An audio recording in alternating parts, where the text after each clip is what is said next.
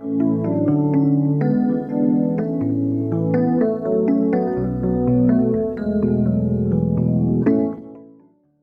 what's up guys? Welcome into For the Low. My name is Spencer, and today I've got this Technics AM/FM stereo tuner to show you. The model number of it is ST-G460.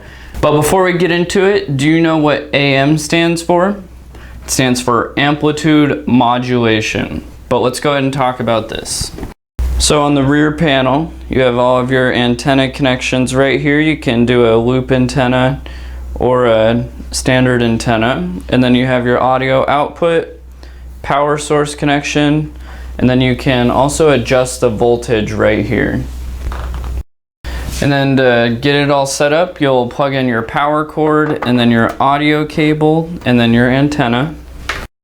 And then once you have it all powered up and set up, you can get a signal just fine. So on the front panel, you have a power button right here. Then right here it says band selector. You can switch between AM and FM. And then it says frequency shift and allocation right there. And then over here you have FM mode signal. You can set it to auto or mono.